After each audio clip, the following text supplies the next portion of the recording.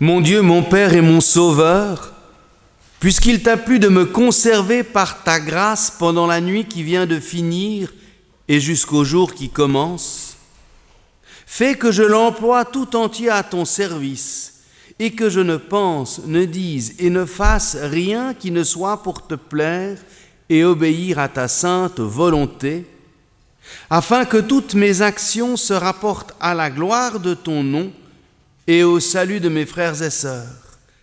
Et de même que pour cette vie terrestre tu fais luire ton soleil sur le monde, veuille aussi éclairer mon intelligence par la clarté de ton esprit, afin de me diriger dans la voie de ta justice. Par Jésus-Christ notre Seigneur. Amen. La grâce et la paix nous sont données en abondance de la part de notre Dieu, 3 fois saint, le Père, le Fils et le Saint-Esprit, un seul Dieu éternellement béni, vers lequel nous nous tournons ce matin pour recevoir une nouvelle fois de lui notre pain quotidien, la force, la paix, l'espérance dont nous avons besoin pour nous préparer aux jours qui viennent. Oui, c'est avec cette belle prière de Jean Calvin pour le matin que je vous ai accueillis dans ce lieu de prière, puisque nous sommes traditionnellement premier dimanche du mois de novembre, la fête de la Réformation. En effet, c'est le 31 octobre 1517 que Martin Luther a affiché ses célèbres 95 thèses sur la porte de son couvent de Wittenberg, et depuis le premier dimanche de novembre est toujours célébré dans les églises issues de la Réforme comme le dimanche de la Réformation. Même si on a un deuxième dimanche de la Réformation un peu à Genève, puisque à Genève nous célébrons aussi le 21 mai 1536 cette fois-ci, comme date de l'adoption de la Réforme à Genève. Mais nous sommes pas là pour faire un cours d'histoire, mais peut-être pour se demander comment, dans le fond, ces éléments les plus fondamentaux de la Réforme peuvent encore aujourd'hui résonner à nos oreilles au XXIe siècle. Et notamment, la question qui fut au centre de la polémique, du débat de la Réforme, qui était la question de comment est-ce qu'on arrivera à accéder au paradis, ou pour le dire autrement, la question du salut ou de la justification. Ça paraît tout ça très technique, un peu de la théologie de cabinet, mais je crois que cela a encore une pertinence pour aujourd'hui, si on arrive à traduire ces préoccupations du XVIe siècle dans les mots d'aujourd'hui. C'est ce que nous allons essayer de voir tout à l'heure. Mais d'abord, bienvenue. Bienvenue à chacune et chacun d'entre vous. Vous avez courageusement préféré de sortir du lit et de la table du petit déjeuner, malgré la pluie et le temps. Si jamais on avait oublié qu'on était au mois de novembre, la météo nous le rappelle. Alors bienvenue vraiment à chacune d'entre vous, et puis bienvenue à vous qui êtes ici pour la première fois ou en visite. Soyez tout particulièrement les bienvenus ou qui venez de rejoindre notre communauté depuis peu. C'est une vraie joie de vous accueillir ce matin dans cette maison qui est la vôtre. Je vous invite à entrer dans la louange. Et nous le faisons avec le psaume 84. Les psaumes, vous savez, ont joué un rôle déterminant dans la spiritualité de la Réforme. On retrouvait une place centrale. Et nous allons ce matin dialoguer le psaume 84 que vous trouvez dans vos feuillets. Vous savez, le psaume 84, où il est dit que Dieu est notre soleil et notre bouclier, c'est aussi ce psaume qui a inspiré le logo de notre Église, que vous trouvez du reste tout en bas, Église protestante. Il faut alors de très très bons yeux pour voir qu'il est écrit dans ce logo Sol et Scutum. C'est ce psaume 84 à l'origine en fait de ce logo. Mais nous allons dialoguer ce psaume et je vous invite à dire les phrases qui sont écrites en gras. Comme elles sont aimées tes demeures, Seigneur Tout-Puissant, je languis à rendre l'âme après le parvis du Seigneur. Mon cœur et ma chair crient vers le Dieu vivant. Le moineau lui-même trouve une maison et l'hirondelle un nid pour mettre sa couvée près de tes autels, Seigneur Tout-Puissant, mon roi et mon Dieu. Heureux les habitants de ta maison, ils te louent sans cesse. Heureux l'homme qui trouve chez toi sa force. De bon cœur ils se mettent en route. En passant par le val des Baumiers, ils en font une oasis. Les premières pluies le couvrent de bénédictions.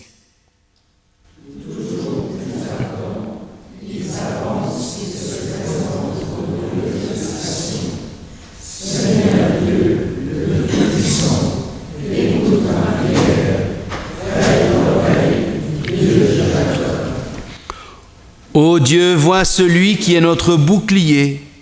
Regarde le visage de ton Messie.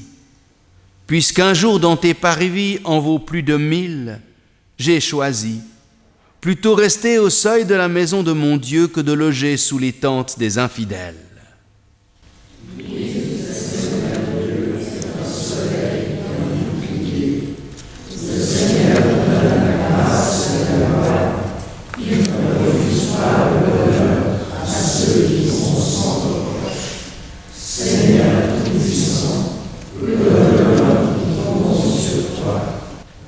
Amen.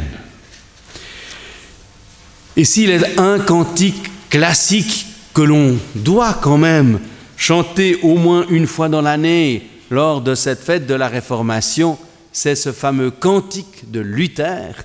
Alors je vous invite à le chanter au numéro 340.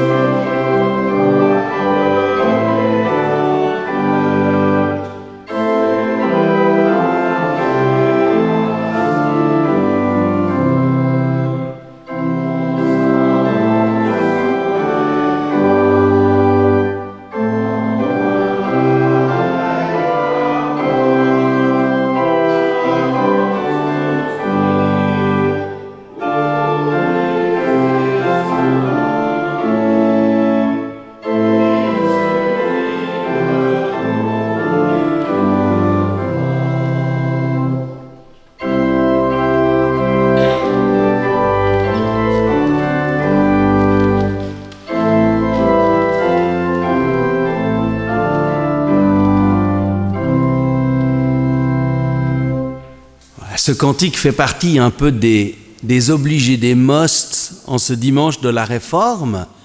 Et en même temps, quand on le chante, on se rend bien compte du décalage qu'il y a entre ces paroles et notre vie d'aujourd'hui, entre ce chant et notre sensibilité. Alors, on ne peut pas que chanter des chants comme ça au culte, hein. Ce serait un peu plombant quand même. Et heureusement.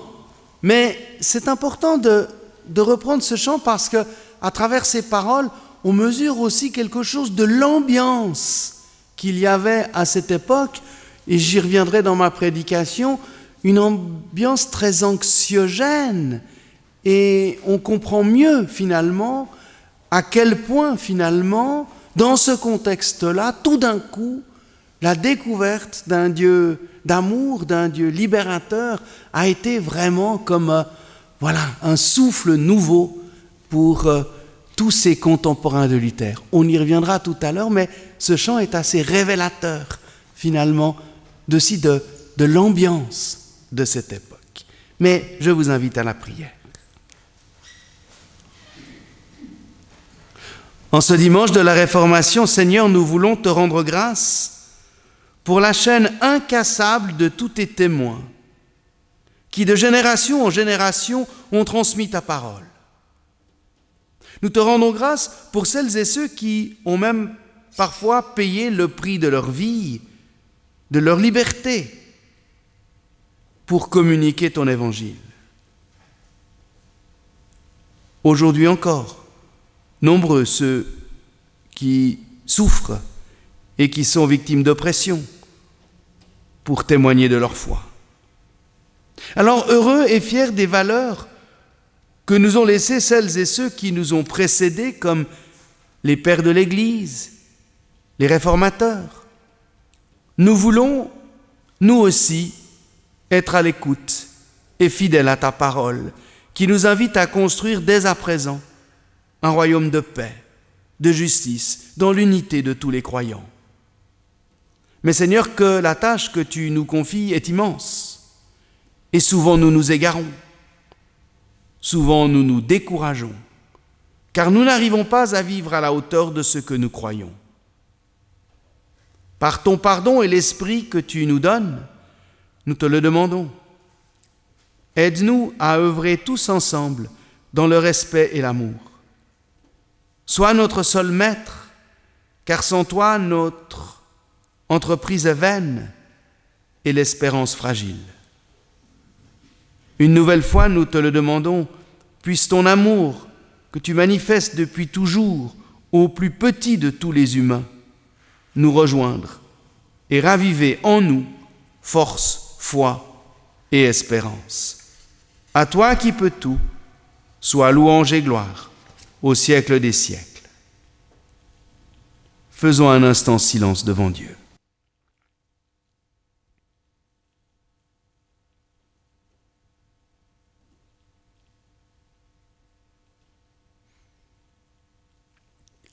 Le psalmiste s'étonne.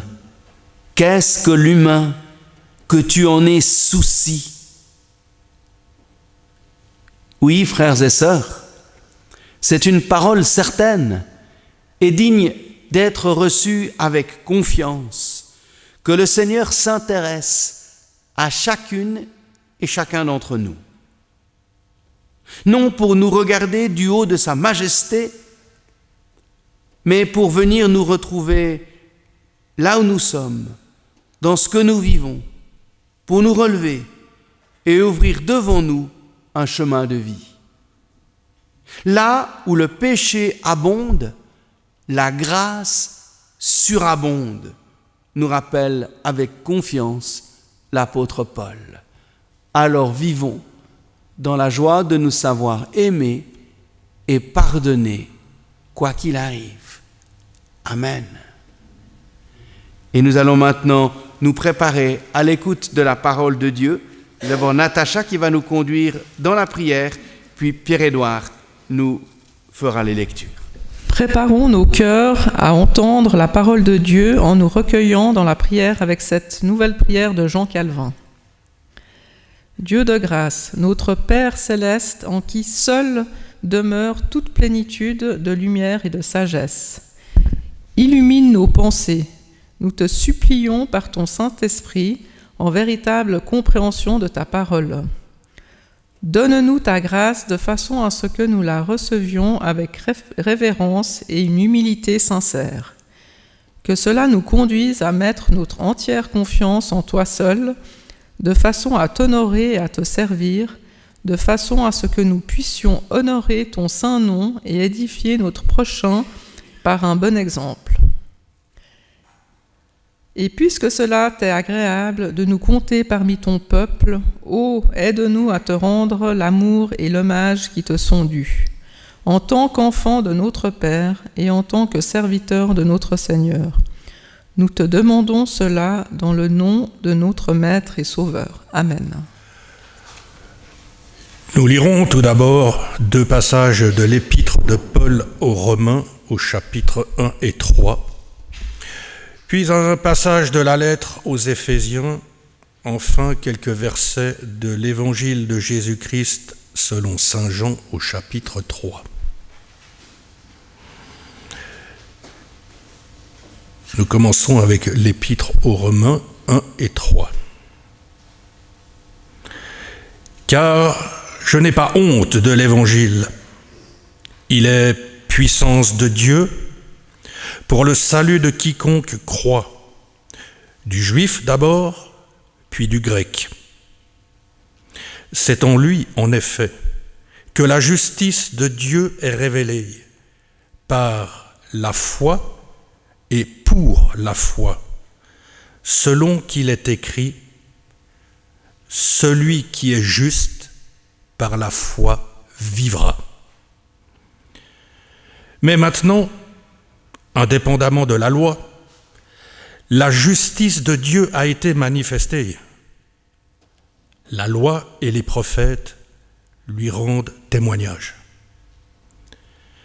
C'est la justice de Dieu par la loi en Jésus-Christ pour tous ceux qui croient, car il n'y a pas de différence.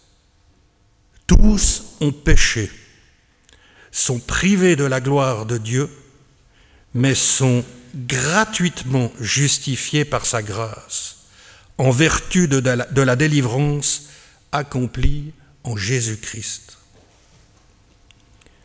C'est lui que Dieu a destiné à servir d'expiation par son sang, par le moyen de la foi, pour montrer ce qu'était la justice, du fait qu'il avait laissé impunis les péchés d'autrefois, au temps de sa patience.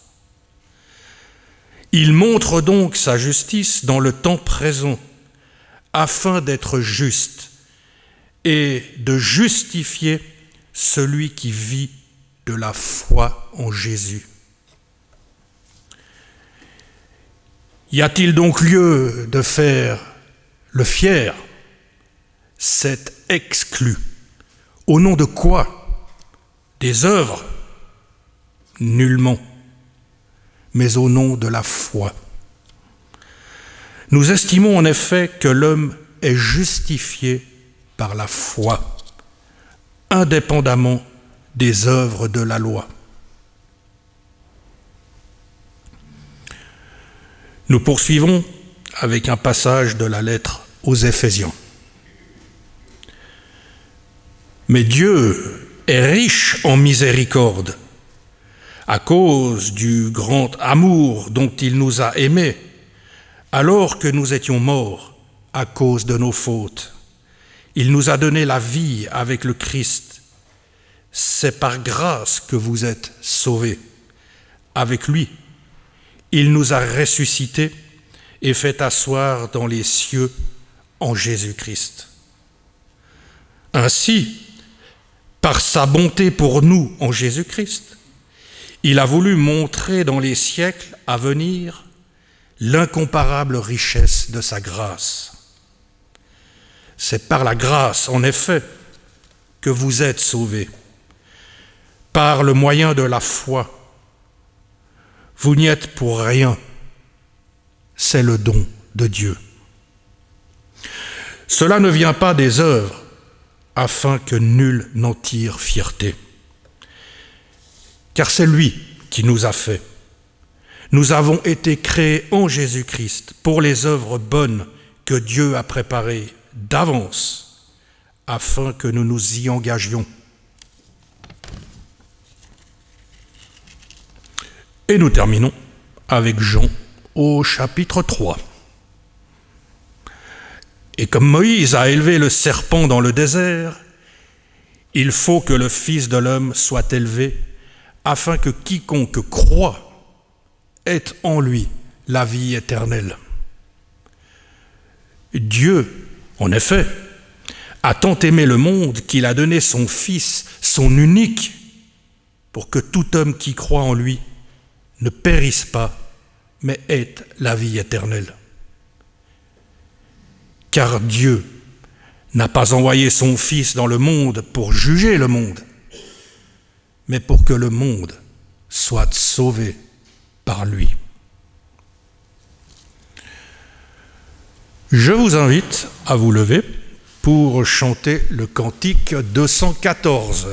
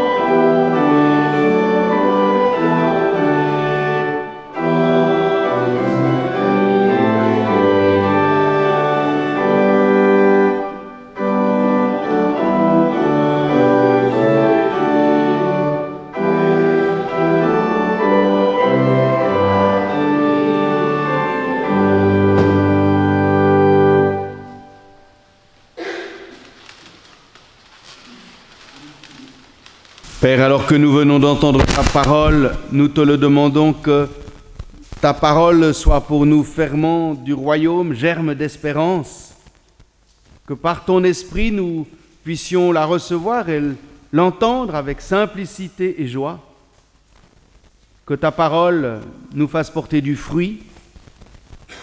Nous te le demandons au nom de Jésus-Christ. Amen.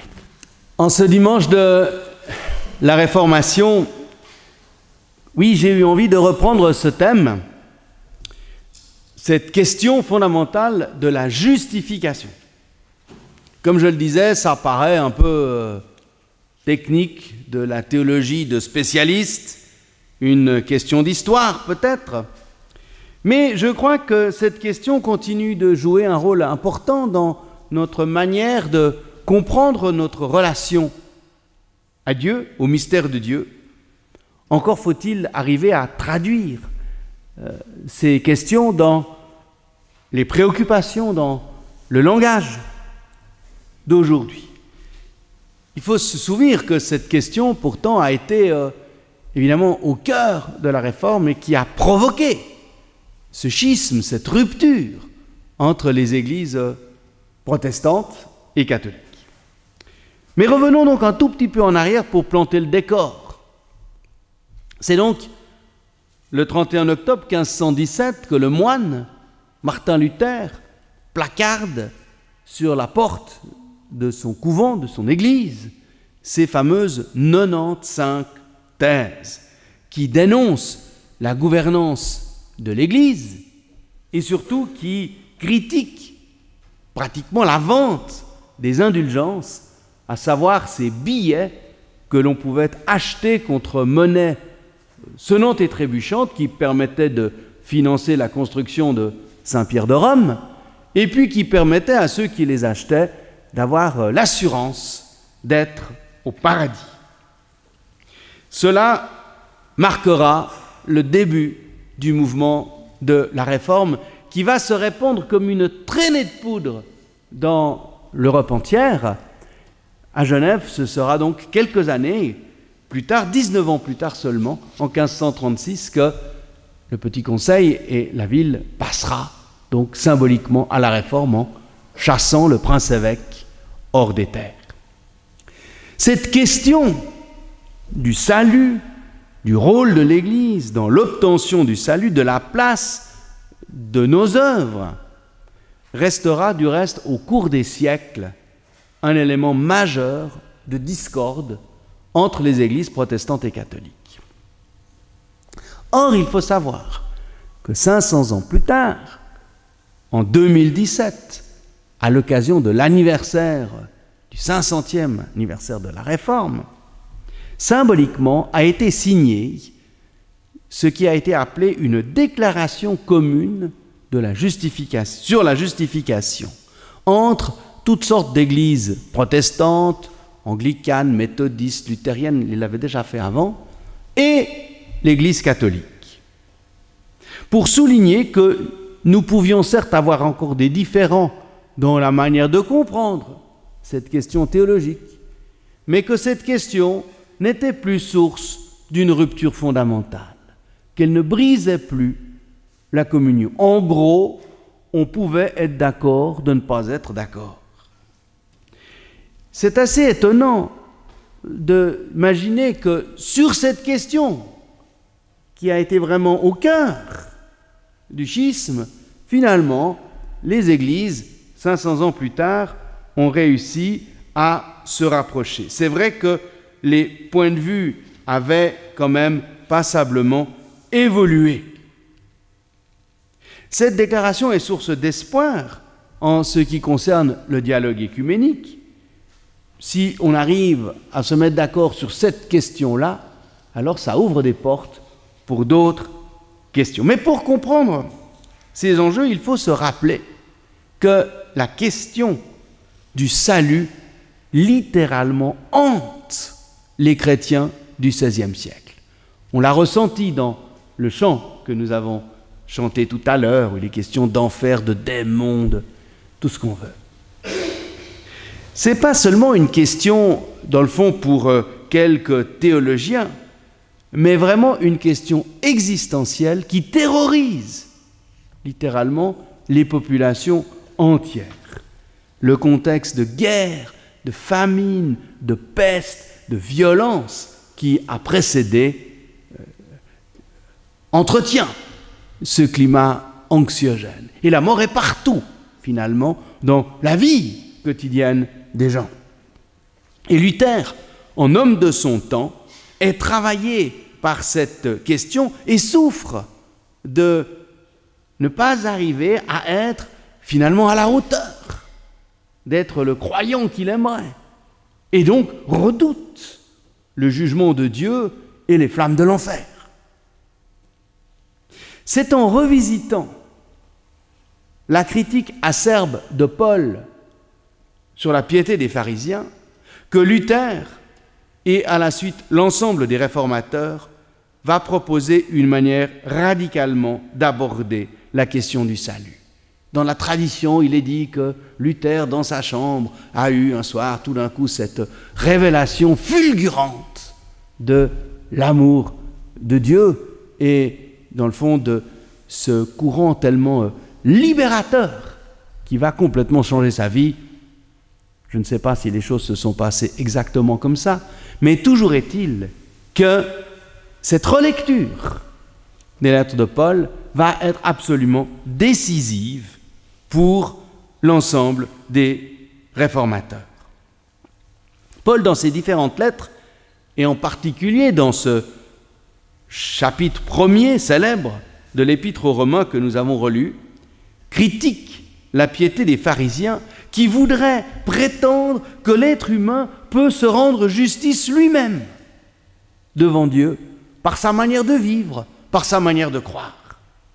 Ou pour le dire autrement, que chacun de nous doit et peut mériter l'amour de Dieu et son salut donc par la qualité de sa vie, de sa foi, de ses actions. Et cela apparaît tout d'un coup comme une forme d'évidence à Luther.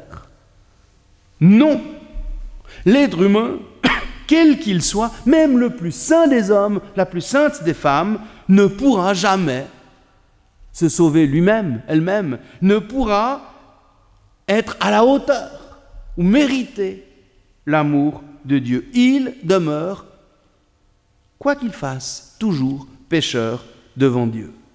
Cela peut ou aurait pu être comme une évidence qui plombe, qui pèse, qui accable. Mais au contraire, cette évidence va se révéler extraordinairement libératrice.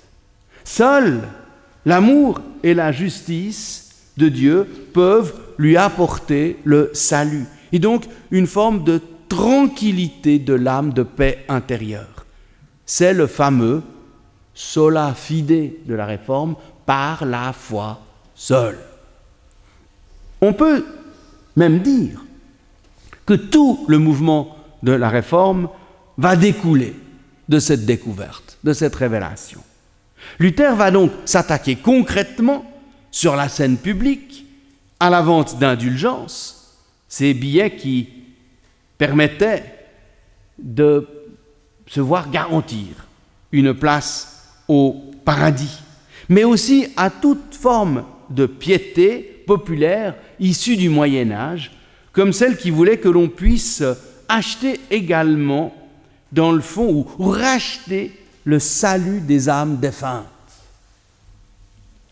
Du point de vue de la Réforme, l'être humain demeure pécheur et ne pourra jamais, par ses propres mérites, dans le fond, mériter son salut ou l'amour de Dieu.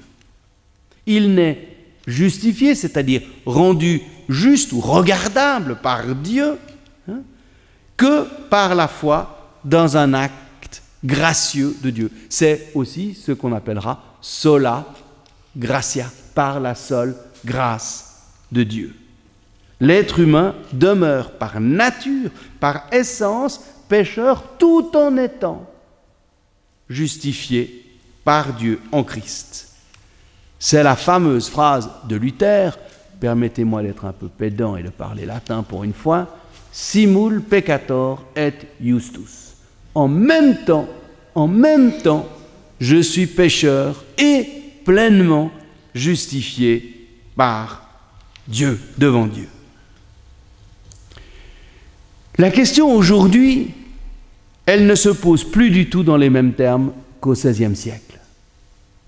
L'angoisse de la mort n'est probablement plus la même, et les positions théologiques ont aussi passablement évolué.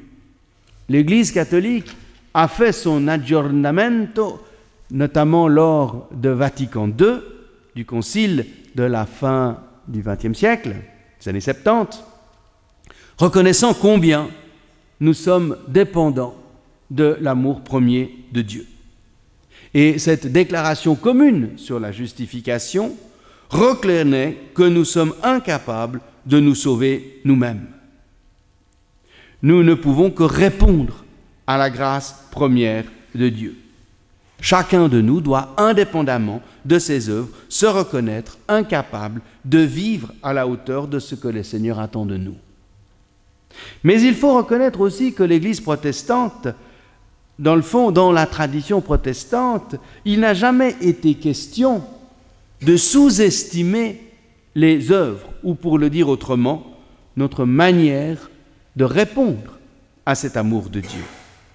Notre manière de vivre ont toujours été reconnus comme des éléments fondamentaux de la vie chrétienne. Parler en théologie protestante de salut par la foi, en opposition au salut par les œuvres, ne doit pas être compris comme un salut sans les œuvres.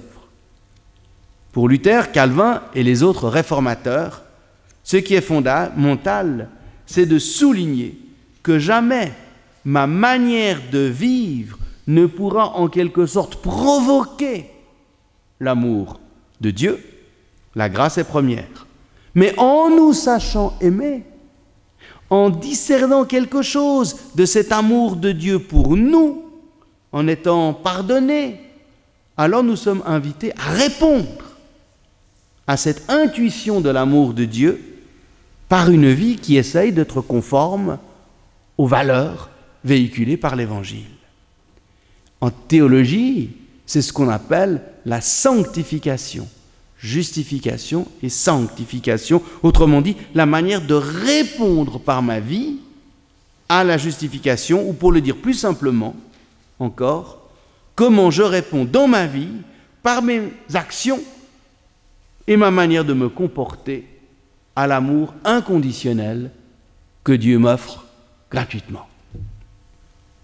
Les œuvres n'ont donc jamais été exclues de la théologie protestante. Mais les réformateurs ont refusé d'en faire une cause du salut, mais bien plutôt d'y voir la conséquence de l'amour de Dieu, d'où une haute exigence morale. D'où le fait que dans la tradition protestante des réformateurs, on va souligner l'exigence d'une moralité exemplaire pour être à la hauteur de cet amour reçu. En rappelant cela, on parvient finalement à rapprocher les points de vue pour finir par admettre que nos conceptions ne sont plus en opposition, même si des manières de formuler peuvent encore être nuancées. Toutefois, et c'est intéressant, ensemble, la plupart des églises chrétiennes arrivent donc à confesser, et ce n'est pas rien, et je cite cette déclaration, que la personne humaine est pour son salut entièrement dépendante de la grâce salvatrice de Dieu.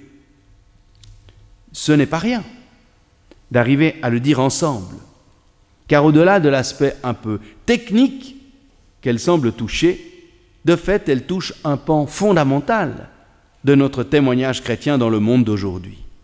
Et je m'explique.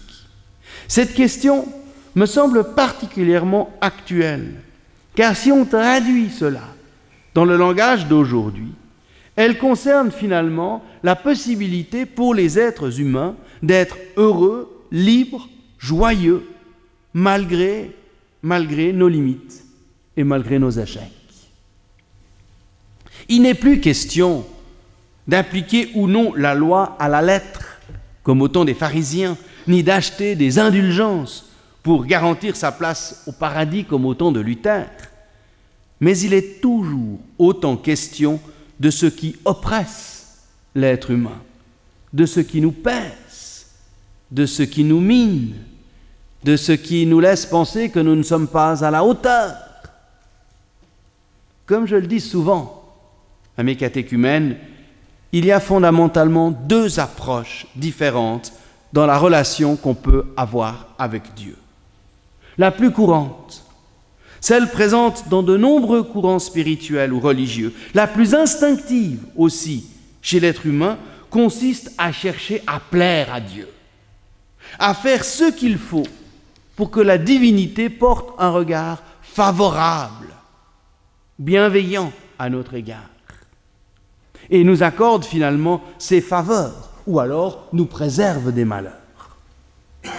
C'est le fameux, je vais faire du latin aujourd'hui, do ut des, je donne pour que Dieu me donne en retour. Or, avec Jésus-Christ, cette manière de comprendre la relation à Dieu s'écroule. C'est la véritable révolution de l'Évangile. Et les pharisiens le comprennent bien. Toute leur spiritualité, toute leur religion tourne autour précisément de cette manière de comprendre la foi qui qui veut les inciter à vivre au plus près de la loi, la suivre le plus scrupuleusement possible pour devenir ou pour se considérer digne de l'amour de Dieu. Or, l'Évangile met à mal cette manière de voir et nous rappelle à la suite du Christ que jamais nous ne pourrons être à la hauteur de l'amour de Dieu. Nous ne pouvons le recevoir que par pure grâce, comme un cadeau absolument immérité. Mais comme le Seigneur est un Dieu d'amour, il ne nous regarde plus comme pécheurs, mais comme si nous étions déjà justes devant lui. Autrement dit, bien que je ne puisse jamais espérer devenir la personne que je pourrais ou que je devrais être, Dieu, lui, me regarde avec amour et bienveillance comme si je l'étais déjà malgré tout. Et finalement, le pardon du péché, c'est cet écart qu'il y a entre ce que je suis et ce que je devrais être. Et Dieu, finalement, par l'amour, comble cet écart.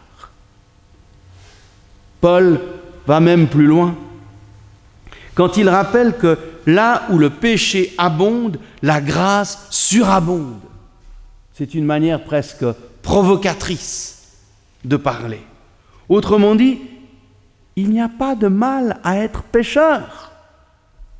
Nous le sommes tous.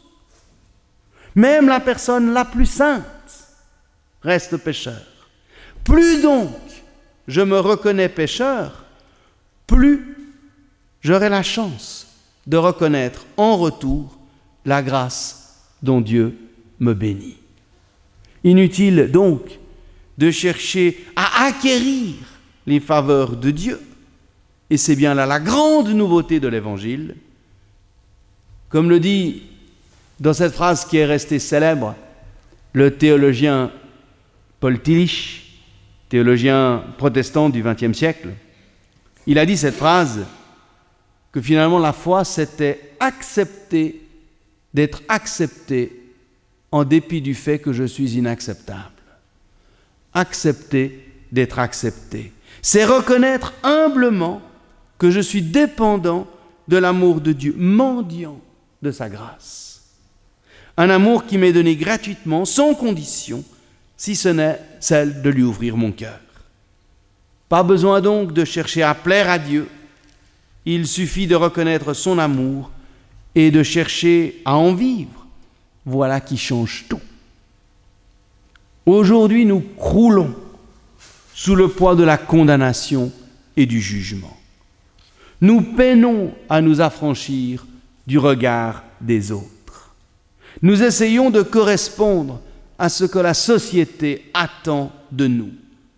Et ce monde est rude, un monde de violence, de compétition, de rendement, de performance. Et malheur à celui ou celle qui ne peut être à la hauteur. Aujourd'hui, il s'agit de se réaliser. Il s'agit de réussir sa vie, d'être à la hauteur. Et que c'est difficile, que c'est pesant. Ça peut même être angoissant. Ensemble, chrétiens de tous bords, nous devons rappeler avec force et conviction que Dieu aime et aime chacun, chacune d'entre nous, tel qu'il est, tel qu'elle est, inconditionnellement. Et que c'est fort de cet amour, en dépit de nos limites, de nos manquements, de nos zones d'ombre, que nous pouvons nous risquer dans cette vie. Parce que nous savons aimer et non juger. Jamais je ne pourrai réaliser pleinement ma destinée, être à la hauteur des attentes que je me donne ou que je pressens chez les autres ou celles que Dieu attendrait de moi. Dieu ne me tient pourtant pas rigueur. Et le Christ m'aime comme je suis, et c'est ce qui me donne la confiance, la force, la ténacité, la paix pour affronter le monde et tous ces défis si difficiles. Et ça, c'est vraiment une parole libératrice. C'est une bonne nouvelle pour aujourd'hui. Oui, dans la foi seule, sola fide, je me reconnais aimé et tout le reste, finalement, n'est que du détail. Amen.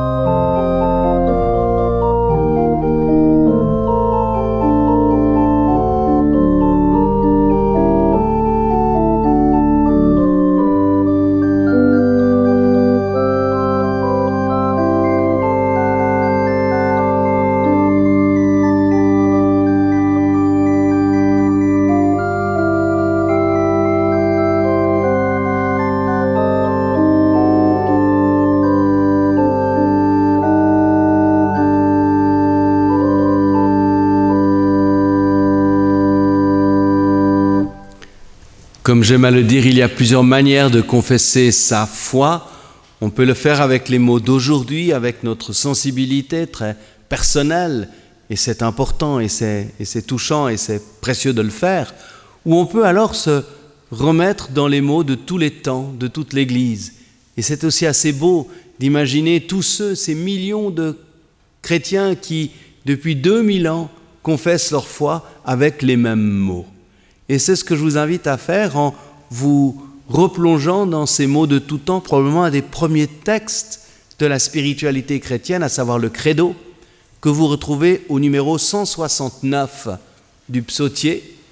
C'est évidemment plus, encore une fois, les mots que nous employerons aujourd'hui pour dire la même sensibilité, mais c'est assez touchant d'imaginer tous ceux et celles qui, dans le monde entier et dans toute l'histoire, ont mis leur foi dans ces mêmes mots.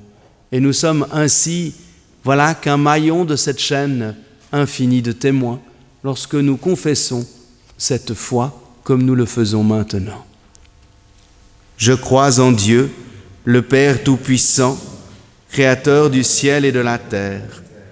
Je crois en Jésus-Christ, son Fils unique, notre Seigneur, qui a été conçu du Saint-Esprit et qui est né de la Vierge Marie. Il a souffert sous Ponce Pilate, il a été crucifié, il est mort, il a été enseveli, il a forcé le séjour des morts. Le 3e jour, il est ressuscité des morts, il est monté au ciel, il s'est assis à la droite de Dieu, le Père Tout-Puissant, et il viendra de là pour juger les vivants et les morts. Je crois en l'Esprit Saint, je crois à la Sainte Église universelle, la communion des saints, la rémission des péchés, la résurrection des morts et la vie éternelle. Amen. Ô Seigneur notre Dieu, oui, nous voulons te dire notre reconnaissance pour cet amour tellement libérateur que tu nous offres. Et nous aimerions te prier ce matin tout particulièrement pour celles et ceux qui se sentent indignes, malheureux, ceux qui ont tout le poids du monde sur leurs épaules, ne se sentent pas à la hauteur de ce qu'on attend d'eux ou d'elles. Seigneur, fais-leur entendre que tu es celui qui les aime, qui les relève toujours et ouvre devant chacun de nous un chemin de vie. Oui, Seigneur, nous te prions pour toutes les communautés protestantes à travers le monde, mais également pour toutes nos communautés sœurs, catholiques, évangéliques, orthodoxes. Puissions-nous ensemble être à la hauteur de l'amour dont tu nous bénis. Et nous te remettons tout particulièrement les communautés qui vivent un temps d'oppression, de difficulté, de tension. Et puis nous te prions pour le monde, Seigneur, le monde qui souffre, tous ces pays qui sont ravagés par la violence ou la guerre, l'Ukraine, le Soudan, la Palestine. Nous te remettons aussi nos frères et sœurs et amis en RDC, à Goma. Seigneur, il y a tant de violence dans ce monde. Encore et toujours, nous te le demandons, suscite des artisans et artisanes de paix et éclaire nos leaders politiques qui semblent souvent ces temps entraînés dans une course à l'ego, au pouvoir, à la violence. Suscite des leaders politiques, économiques, religieux qui relèvent le défi de la paix, du respect et de la tolérance et qui préparent le monde pour les générations futures. Puissions-nous, là où tu nous envoies, apporter notre pierre à cet édifice, avec la force qui est la nôtre et toutes nos faiblesses. Mais Seigneur, avec toi, l'effet de nos petits commencements peut être démultiplié, comme tu as multiplié les pains et les poissons. C'est avec cette espérance, Seigneur, que nous te prions et que nous réunissons toutes nos prières dans celles que ton Fils nous a enseignées. Notre Père qui es aux cieux, que ton nom soit sanctifié, que ton règne vienne, que ta volonté soit faite sur la terre comme au ciel. Donne-nous aujourd'hui notre pain de ce jour. Pardonne-nous nos offenses, comme nous pardonnons aussi à ceux qui nous ont offensés, et ne nous laisse pas entrer en tentation, mais délivre-nous du mal, car c'est à toi qu'appartiennent le règne, la puissance et la gloire au siècle des siècles. Amen. Nous allons bientôt arriver au terme de notre célébration. Aujourd'hui, je vous ai un peu emmené dans une théologie, un peu, j'espère que, voilà, c'est pas tous les dimanches comme ça. Mais en ce dimanche de la Réformation, voilà, j'avais envie de reprendre ce point central. Quelques annonces pour vous dire que, évidemment, ce soir, il y a culte à 20h30 à la chapelle de Champel avec Sainte-Seine, que dimanche prochain, aux Eaux Vives, nous aurons un culte cantate, où nous aurons à la fois nos deux organistes, Tigrane et Norberto, et Isabelle Juillard, ma collègue, qui présidera ce culte autour d'une magnifique cantate de Bach. Pour vous dire que dans la semaine, eh bien cette semaine, j'aurai le plaisir d'animer le prochain Club du Sourire à 15h mercredi, autour de, j'allais dire, d'un peu de la compréhension que nous faisons de l'Église, ce que nous attendons de l'Église, voilà, et des changements que notre Église aussi connaît dans cette société. Il y aura ce vendredi aussi une célébration pour tous ceux et celles qui habitent le quartier de la Roseraie, de Plainpalais à Arcanville, avec Michel Scherer. Et puis ce vendredi, la soirée intergénérationnelle. Voilà, je sais que beaucoup l'attendent avec impatience. On se réjouit en tout cas de cette soirée vendredi prochain aux eaux vives. Si vous n'êtes pas inscrit, venez me voir. Peut-être qu'on arrivera à gratter une place ou l'autre. En principe, la soirée est complète pour, j'allais dire, les plus de 40 ans. Mais pour les jeunes, de toute manière, c'est toujours libre. Mais voilà, on se réjouit de cette belle soirée. Vous dire encore qu'il y aura dans 10 jours un apéro théologique un peu particulier, le 12, ici même à Malagnou à 18h15, puisque nous aurons la chance d'inviter Philippe Fonjala, qui est directeur pour la Suisse de l'association de l'ONG internationale qui s'appelle Porte Ouverte, qui est une association qui défend les chrétiens persécutés. Et ce sera un peu, j'allais dire, le point final de notre série de cet automne, où nous avons beaucoup intéressé à la question foi et démocratie. Ce rendez-vous avec Philippe Fonjala sera, je pense, très intéressant. On peine à imaginer combien les églises chrétiennes sont encore aujourd'hui, de par le monde, persécutées. C'est la religion de loin la plus persécutée dans le monde encore aujourd'hui. Et s'il y a vraiment des situations d'une difficulté extrême, et le travail de différentes associations comme Christian Solidarity International ou bien Porte Ouverte font vraiment un travail très important. Et ce sera aussi une manière d'être conscientisé à cette problématique en écoutant Philippe Fonjala de 12.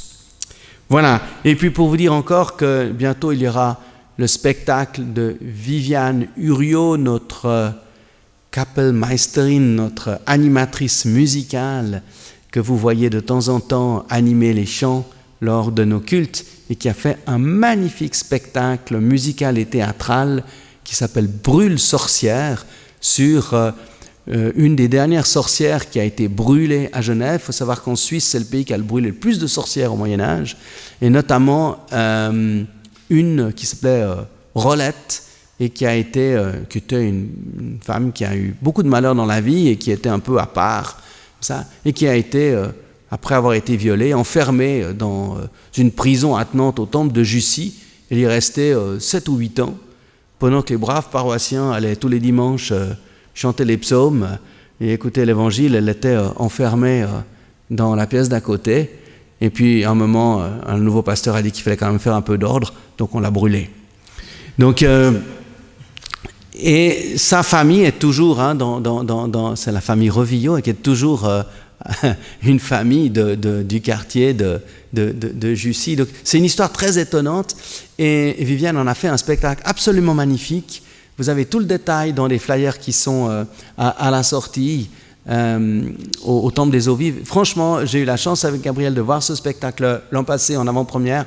C'est vraiment un très beau spectacle et je vous le recommande. Voilà, j'en ai fini pour les pages de pub. Nous allons chanter notre dernier cantique. C'est le numéro 357, pendant lequel l'offrande va être recueillie. Et nous chantons les strophes 1, 2 et 5. Et j'ai oublié presque le plus important, c'est que vous veniez tous nous rejoindre à l'après-culte pour prolonger ce culte par un moment convivial. Vous y êtes en tout cas tous invités.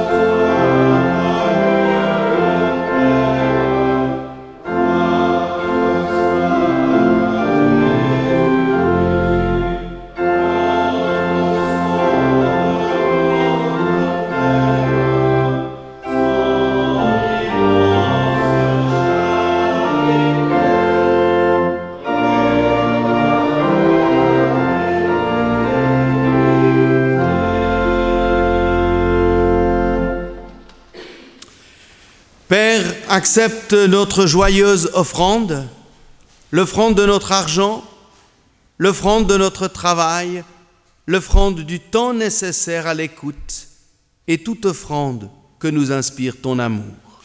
Amen. Christ, tu as promis ta présence aux 2 ou 3 rassemblés en ton nom. Qu'elle soit donnée à la communauté que nous formons dans nos diversités et dans l'unité de nos cœurs à te demander la paix. Oui, que ta paix habite en nous et entre nous, afin que nous ayons la force de la transmettre de proche en proche et par ton esprit jusqu'aux extrémités de la terre. Oui, Seigneur, nous te rendons grâce pour ta fidélité, ton amour et ta paix. Et que la bénédiction de Dieu nous garde et nous conduise aujourd'hui et à jamais dans la paix du Christ. Oui, que l'amour de Dieu le Père, la grâce de Jésus-Christ notre Seigneur et la communion du Saint-Esprit nous conduisent dans sa paix. Amen.